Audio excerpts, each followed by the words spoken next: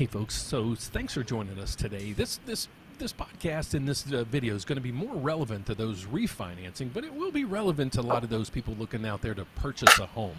So what we're going to talk about today, I have Alan joining me today. We're going to talk about those that get denied a loan, especially a mortgage, and the reasons why they get denied. So welcome aboard. Hey, if you guys would, as you're joining us today, let us know if you can hear us and see us okay. All I'm asking you to do is give us a thumbs up if you would.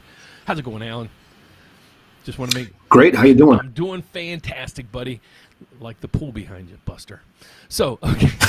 All right, so let's get to it. So I had Alan join me. He's going to start joining me each week just to help me get through a lot of the questions that we go through and just introduce you guys to him, because a lot of times when you do request or call in, Alan's one of the most relevant person you're going to speak with on our team. And he'll usually take the lion's share of the applications, and a lot of people that I even work with, he'll pick it up on the back end to make sure there's smooth transitions basically from when we put your application in all the way through closing. So that's basically his point here. What he does with the team. He does a fantastic job, and him and I have been working together for about 10 years now, believe it or not. So yeah. That's why he's bald. He used to have a full head of hair 9 years ago, and then it just fell off. So, okay, so folks, here's what we want to talk to those out there today. So Alan and I were talking the other day, and it's like, okay, there's a lot of people that apply for loans, and they get denied, and a lot of times they just don't understand, why they got denied. And so what we thought we'd do today is we'd help you we'll come up with some ideas on most likely why you were denied. I'm actually going to pull up the most 5 common reasons people get denied. You might be surprised, you're probably not, but we're going to walk you through what's happening in most cases is you don't really know what you're getting into when you buy that first house. So you're going to have a lot of coaching between the realtor and everything else. But then a lot of times people are like, okay, now I got this mortgage. Now how do I refinance? So we're going to walk you through both programs and just make sure you're set and give you the tools that you need to work on this on your own to make sure that you can get past these hurdles that most people face. So if you guys would post, if you don't mind, just let me know where you're coming from as well. Just post the state, and if you want to post the city and all that, that'd be fantastic. But let's go, Alan. What I did yesterday is actually, once we spoke, this is what I pulled up. So I ran it through ChatGPT, and I said, what's the top 5 reasons? And if you guys don't believe me, I can scroll right up through here.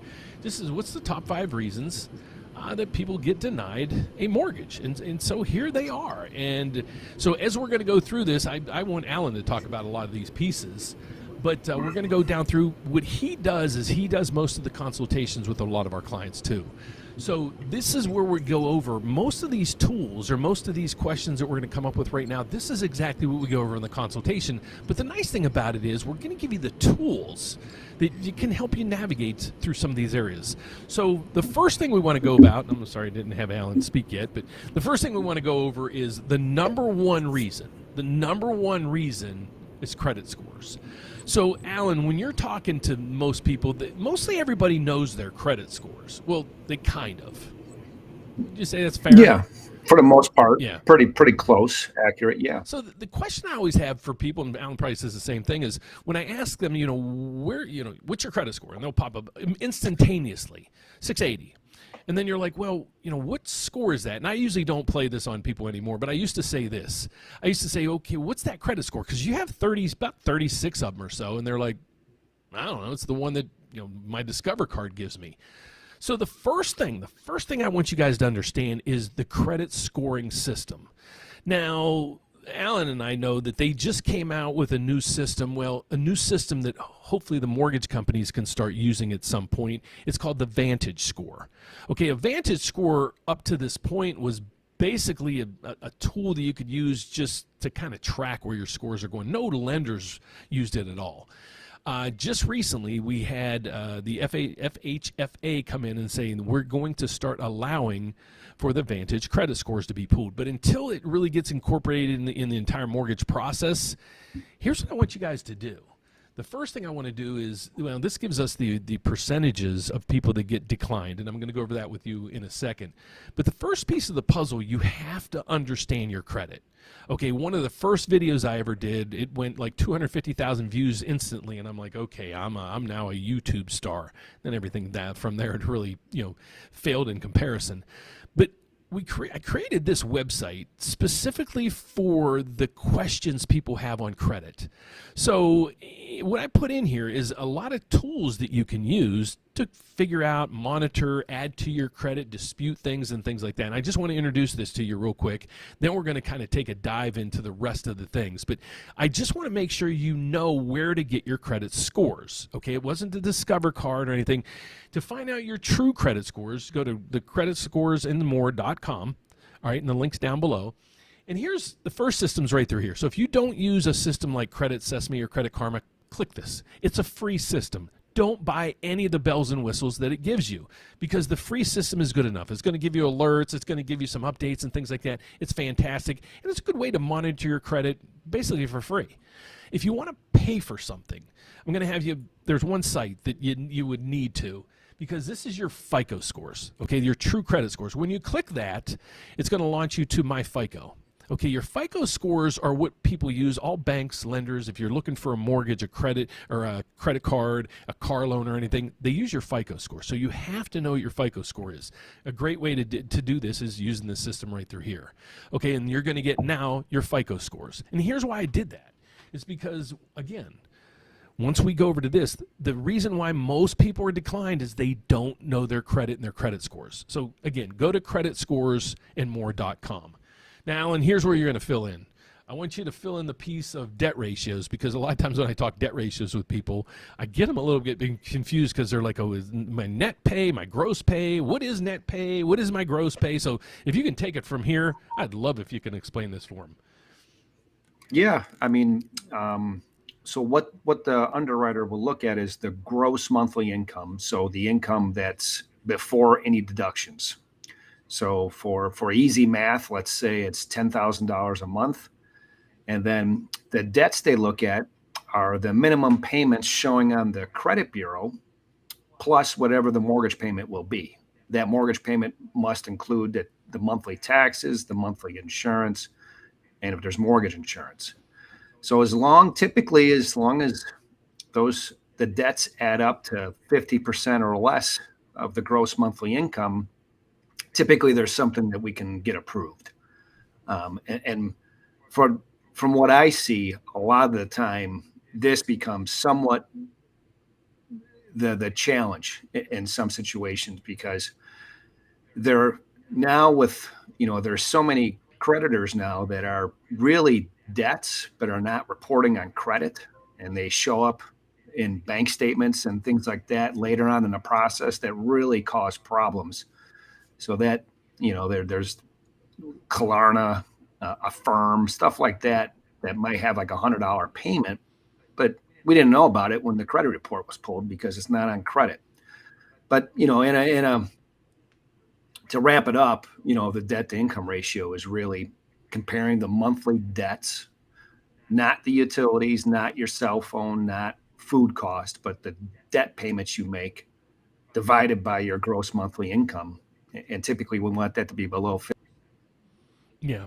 So here's where a lot of people kind of get confused, especially when it comes to things like your student loans. You might have a student loan payment that's deferred. Well, nowadays, if you were applying for a loan 5, 6, 7 years ago, it would be irrelevant. You wouldn't have to add any payments because it was deferred. Well, over the past 2-3 years, they now came in with new underwriting guidelines that now says, doesn't matter what your student loan, how far the deferral's out, we need to take a percentage of the balance and treat it as a payment, because eventually you're going to have that payment. So if you're going with a standard loan, like a conventional loan, normally they're going to take 1% of the balance of your student loan payment, and that's going to be added to as a monthly payment. Okay, so that's one area where a lot of people, they don't realize that is a part of the debt.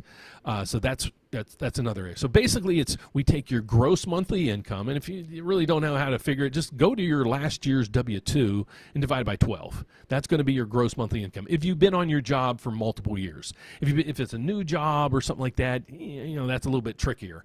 You'll take your annual salary or whatever that is. So that then is going to be your base. That's the income that's going to be used. A lot of people that we start working with, they'll start debating us, that's not my income and so forth. That's how the banking rules work. So a lot of times too is you might have a job that's unfortunately paid cash, we can't use it. If it doesn't show up on your tax returns, then in essence, it's not income that you can use or claim or validate to be able to be added to your income. So those are a lot of tricky areas that we come into, and it kind of comes into fill right through here. Here's where it really gets tough.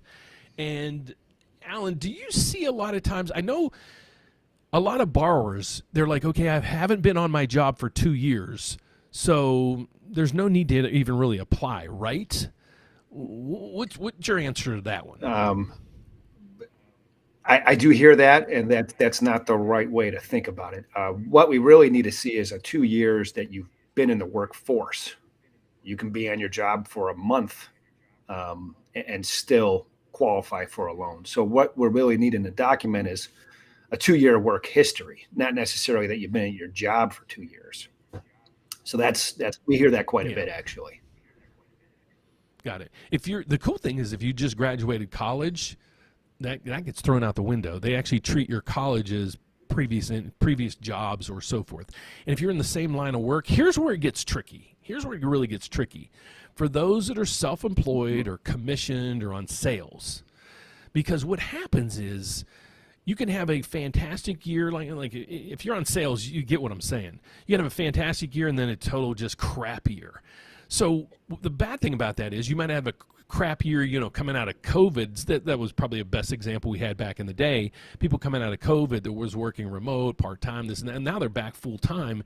And you go back and you're like, okay, last year you made 20 grand, now you're making 60. And it's the same job, same everything. What's going on? Those are the ones that get a little tricky because then we got to start really digging in to see, can we throw out that previous year's income and so forth. So these are many of the areas where we even, it's a gray area that we need further discussions with our underwriters and things like that to see, are they comfortable with the data that we're providing, or not are they comfortable, will it meet the guidelines? So that's what we're trying to explain, giving you guys all the guidelines to the T so you can, before you start applying, you can kind of do your homework behind the scenes and say, okay, my credit scores are there. I figured out my debt ratio. That should be there. I got to, get my other ducks in a row. So hopefully that helps you there. Now, the next thing is lack of down payment. Well, the good news part of this is for crypto owners. Before, if you had any Bitcoin or any cryptocurrency, it was a pain in the ass to figure out or move that over to an asset that you can use to buy a house, because you'd have to take it from your wallet and do all these other things. So I'll let Alan chime on this because I know I talk a lot, folks. So I'll let Alan talk to you guys about how we verify the assets. And this is a really sticky point on a lot of transactions that we use, because a lot of times people have money in this account and this account and this account, and they start moving it around, and we have to track the money, because mortgages are the number one laundering of money, basically fraud out there. So the underwriting process is really diligent about these things. So Alan, can you break down assets for us? What's the most common kind of hiccups you see that would basically unqualify somebody? Yeah, so we typically need to show a 2-month track history of the assets. And what they'll look for are the deposits most of the time. Where did the money come from? So what we do see a lot of times is, money coming in, and we need to show where that came from. And that's where sometimes it gets a little difficult. Sometimes people deposit cash or deposit money that we can't really source. And when you're qualifying for a mortgage, that's going to be a requirement. We got to show where the money came from. And that, it's like we're detectives going through 15 different statements trying to figure out where the money where it came from. So we do see that quite a bit, especially for first-time home buyers that are just starting to develop their savings, and all the money's coming in, and it's really hard sometimes to show exactly if it's their money or if it's money that was given to them. If it's money that was given to them, it's not the end of the world. We just got to, it just adds more paperwork that we have to show where it came from. So, yeah. That's probably and I'll just give you a little bit of tidbits. If you have a large cash sitting somewhere for whatever reason, get it in the bank, before you do anything. It's going to need to be seasoned. And what I mean, it has to be there for at least 60 days for it to really count. So we really don't want to see the bank statements until that money's been sitting in your account and it's been there at least 60 days. That's another area where if you provide that information to your underwriter and they see it's been a large deposit and it was cash, you're done. You're going to be denied, just like the thing said at the beginning of the show. These are the reasons why you're getting denied. So fantastic. There's issues with the properties. I know you have a horror story. I'm going to give one right now. So we just had an appraisal done, and it was an FHA loan. Now, I love FHA, and I guide a lot of people to FHA because it can be a lot cheaper many times on your payment, your PMI, especially where your credit scores stand. And usually this isn't an issue, or this isn't that big of an issue. We had an FHA appraisal done, and the fascia or whatever, soffit fascia, whatever, the one piece of the board, all the way at the corner of this guy's home, it needed scraped and painted. It was the size of, it was probably, 1.5 feet long. I mean, you'd have to get an extension ladder and everything to get up there and do that. Well, he was required to fix that before he could close. And he's like, Dan, are you serious? So he had to hire a contractor to go up there and paint the thing, then have a reinspector come, and that's $250 for the reinspection, and do this and do that. That's one of those stories where I've been doing this a long time, folks. That is one that stands out because I'm like, okay, there's a board. It might have been, this wide, and why that appraiser picked on that, I have no idea. What's one you had recently? I'm sure there is some. Mold is a huge issue. Yeah. We had one a while back where there was a deck that needed to be stained or something like that, where it seemed silly. It didn't really have any impact on the value, but it had an impact. The appraiser was saying it was a health or safety issue. And when that comes into play for FHA, they really wanted that to be fixed prior to closing. Some of the stuff we don't really agree with sometimes, but we're not the appraiser. So it gets difficult there, but we do see some oddball stuff like that every once in a while where, a fence or a shed in the backyard might be causing a problem. And, you're buying a house, you might not even look at the fence or the shed. You won't even know about it. Yeah. We had a couple last week. I think it was mold. We won the one that was in Illinois. We had one in Illinois. Remember the guy? He was like, "There is mold everywhere." Now, how these realtors don't see this as well? That's a lot of the time it pops up during the inspection too, which is typically done prior to the appraisal. But we have foundation issues. Seems to be somewhat of a common issue now. A lot of cracks and settling that. I wouldn't want to get involved with if I was buying a house, but stuff like that. I'm with you. All right. So here's why we're doing the show. One is we get a lot of people that just, they'll tell us a credit score they have, they'll tell us the income they have and the assets they have, and nothing matches up. And so I did some statistics, and here's what it is. More people are getting denied on refinances than purchases. So I want to go over some loan to values, how much the minimum down payment is on some of these programs, because you have to understand which program you might fit into, and then that's when we can start focusing in on what your credit scores need to be and so forth. So if you're most likely you're getting denied, it's because of credit or your income. Let's just face it, or you just don't have enough money saved up, and that's something we can't help with. So let's get over to it and kind of break down some of these things for you. And here's what I wanted to go over with you guys. What the minimum credit scores are on some things, and that's what we need to focus in, because if you're watching this, that might be your problem. You're credit challenged, or your debt ratio might be higher than normal. If that's the case, most likely we want to focus in on an FHA loan. Okay. However, if you're self-employed, and that's the issue because you can't really show income because you're writing it all off, we have no income doc programs. We have DSCR programs for investor loans and all kind of programs like that we can offer you. And we do videos on that, each week. And so check out some of the videos that we have. But I just want to show you just briefly. Here's this credit scores you need for an FHA loan. All right, and I'll explain these and how they work. Alan's really good at this because he deals with a lot of FHA borrowers. But I just want to go over the credit scores with you guys so you can understand, if you qualify, and then also what kind of debt ratios and things like that you're looking at. So if you're having some issues right now, FHA is probably going to be your answer. Okay, so what we're going to look at is we need to get you to a 580 credit score or higher. And the reason is right there here. You'll be able to put down 3.5%. Otherwise, if your credit score is under 580, you have to put down 10%. Okay? Well, the problem there is you can't get any other loan, because no other loan, unless you're a veteran, that you can go really down to a lower score, and with unless you have a lot of money to put down. So this is most likely what programs you're going to fit into. You can go all the way down to a 500 credit score, but again, between a 500 and a 579, you're going to need 10% down. So I wanted to break down briefly for you guys if you're looking to buy at this point.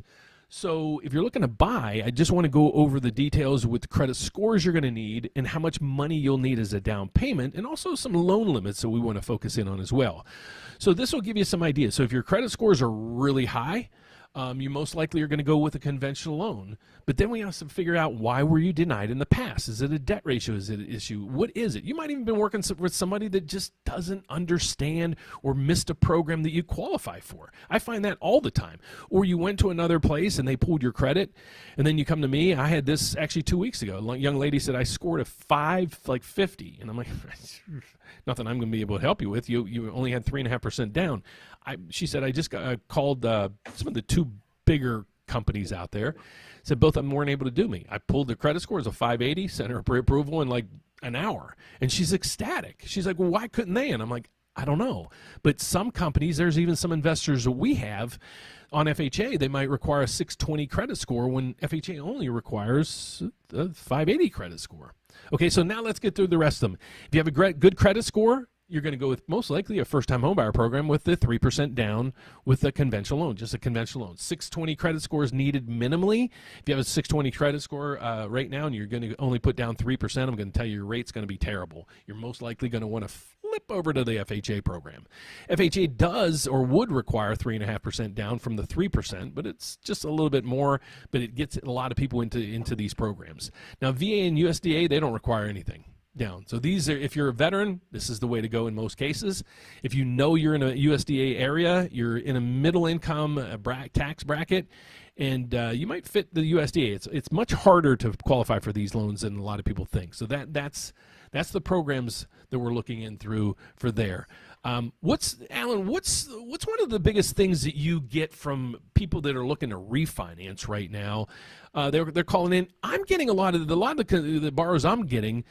They're really, I guess I'm not trying to be smart about it, but it's like they've already bought the house, so you assume they've been through the mortgage process, but a lot of them don't have really much of an idea how the refinance process works. Yeah, I mean, they're first-time refinancers, really. Instead of first-time home buyers, yeah. They really don't know the process, or they forgot. But we're definitely happy to go through the whole process and explain everything. But we do see that quite a bit is, they're not too sure of how to go to refinance or what's available to them. That's what it was. Right. A lot of people right now are actually, this is a very common question that we're getting. And thanks Rose for the question. Is there any way to remove PMI without refinancing? Alan, take it. I talked the first half hour. Yeah, there is. You'd have to contact your servicer to ask them to. I'm not sure if they're doing appraisals now or if they're doing like automated values, but they will research your home to see if you do have the equity in order to remove the mortgage insurance. My son Marcus just had his done, and he got it removed. He called me the one day, and he said, they asked him, you guys might get this question if you're a homeowner now, especially Rose. Rose, just to let you know, it depends on what program you have. If you have an FHA loan and you didn't put down 10%, you're going to have to refinance to get out of that PMI, because you're going to have to move over to a conventional loan. Because FHA, if you put down the minimum or less than 10%, you have the PMI premium on there forever. If you put down 10% or more, it's on there for 11 years, and it's stuck. It is etched in stone. If you have a conventional loan, you can, like Alan said, just call your servicer. Now, here's what they asked my son. He said you can do a full appraisal, and it was like $400, $500, $600, or you can do an automated one. It was like $75. I said, do that. They did it. 2 days later, they contacted him, said everything was good. They were removing his PMI that day, moving forward. It was that easy for him. Now, I don't know what servicer he has, and if that would work that easy for you guys. But again, if you have a conventional loan, you have to check your servicer. If you have an FHA, unfortunately, it's on there most likely either forever, at least 11 years. So that's that part of that equation. Anything else that we should discuss, Alan, that some people might just have? What's the most common? Why are you turning down loans that you've been seeing? I mean, what's the most common reason that you're seeing? Well, usually what we covered. We do run into some people that just started a business, so they don't really have a 2-year work, self-employed history. People don't have the money needed. Now when you start talking with them, they find out that they might have it in a 401k that they forgot about, or maybe their parents can help with a gift. Sometimes we can work with the seller to get them to pay the closing cost, which greatly reduces the amount of money needed for closing. So there's ways around it. Usually if we have 2 out of the 3, the 3 being credit, income, and assets, we can usually find a way to get that deal approved. Usually, unless there's a solid no on one of those categories. Hey, Alan, you got a fan in here, buddy. And this. Yeah. Thanks for joining us. This is why I have Alan on here. He's usually in the back room working on all this stuff, and I'm out here, doing my camera stuff. But figured I'd pull him out of the workroom for a little bit to have him chime in on a lot of these things. So here's what I see a lot of times is people don't realize how much maybe that mortgage payment's going to be, because we'll have clients call in, even realtors call and say, hey, I got a client for you. Can you work with them? We're working with it. And they'll give us a number to work with. Like I had a young lady in California, and she's like, the maximum payment I can really afford is like $3,000. You guys know if you're in California, $3,000 is not going to get you much, especially if you're looking to buy like a condo with association fees and things like that. So, those are the areas where, just run that. We have mortgage calculators all over our websites. If you need something, like I said, if you need assistance, one of the biggest things I would do, go.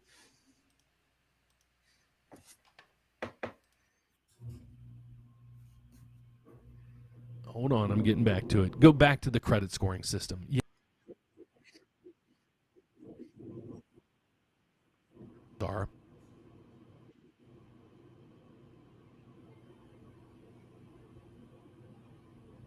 That's number 1. Number 2 is get your income, figure out what your monthly gross income is, and work with a 50% or low.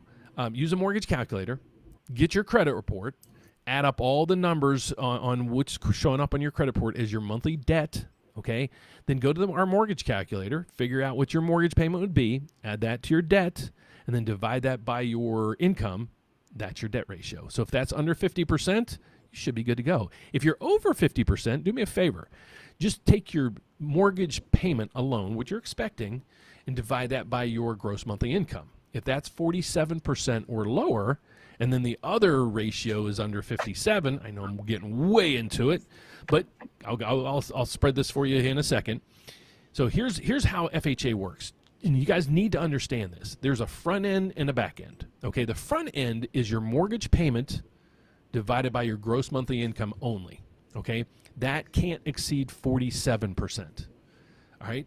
Then there's what's called the back end ratio. So you take all the debt on your credit report, your FICO credit report that you just got, you add in your proposed mortgage payment, and then divide that by your gross monthly income, and that's your back end ratio. So your ratios for FHA, and that's what we're going to focus in on because you got denied, needs to be 47 on the front end of max and 57 on the back end max. If that works, give us a call. So let me show you one other tool I want you guys to get to. It's go to our website, therateupdate.com, and here's the tools I want you to use right through here. Mortgage calculators. Now, I'm trying to find the best calculators out there, folks, that we're even trying to build some on our own because most of the free ones you get are just crap. So we have one right through here that we created, this slide here. Go over in here and just, what would be my mortgage payment? And plug in the details. And this will tell you, go with an FHA loan. You know, that's what most likely you're looking at. Plug in the numbers. Use a rate, whatever you find, whatever you see me posting each day on the FHA, use this rate as the FHA rate, and then just start plugging in the numbers. Shoot, where'd the website go? My apologies, folks. And just plug in the numbers. And then now you have this. And then again, go to creditscoresandmore.com. You got your credit scores and everything else, and it can tell you, and it'll figure out what exactly your payment is here, especially if you're only putting down, like if you put in FHA here and you're buying a $300,000 home, it's going to calculate everything for you. You only need 3.5% down, so make sure you put that 3.5% as a down payment, and put the rate at 6 point, I think 3, or we'll go 6.25, and you don't have to mess with this, and it's going to calculate everything for you, and that's what your payment's going to be. Okay, so no surprises there. Now you know exactly what your payment's going to be. Now you know your front end and back end ratios. Now you know if you're going to qualify for a loan or not, and that gets us all the way back to where we were. You know, how can we help you go from a denial to an approval? And there, again, there's sometimes a lot of times where people they'll work with a loan officer, maybe they're just not any good, and they just get and really find a program for you. But that is it for right now. I'm glad Alan can join us today. Sorry, I know I talk a lot, folks, but and I'm kind of a control freak when it comes to this stuff. But I just want Alan to join us each week. If you guys have direct questions for him, please ask him. But I want him to have exposure on here so you can at least see him. Then you can put basically a face with a voice the next time he has you on a consultation call or he's maneuvering your application through the system. So he'll be working with most of you. I take a lot of phone calls and a lot of applications, but once it's in the system, I give it to him and his team to handle from there to closing to ensure a smooth closing. But I'm always basically 2 desks away from him to answer any questions that you guys have. So Alan, thanks for joining me, buddy. I appreciate you being here today. Anything you want to add? No, I think that every borrower is unique. They truly are. So if we can help in any way, go over any of your situations, that'd be great. Just to just because one lender can't do it, maybe you really do meet the guidelines, but the loan officer just didn't know some of the things that we know. So we would love to talk. This is exactly what we do on our consultation calls. It's not a hard sale. It's just, okay, what I always ask people to do is, I need the pieces of the puzzle. And so hopefully in today's video, we gave you the tools to get all the pieces of the puzzle that you need to reach out to us to get some help navigating a mortgage approval. So that's it for today, folks. I greatly appreciate you being with us today. I will be back at the closing bell. We did have really good news actually in the economy today, and mortgage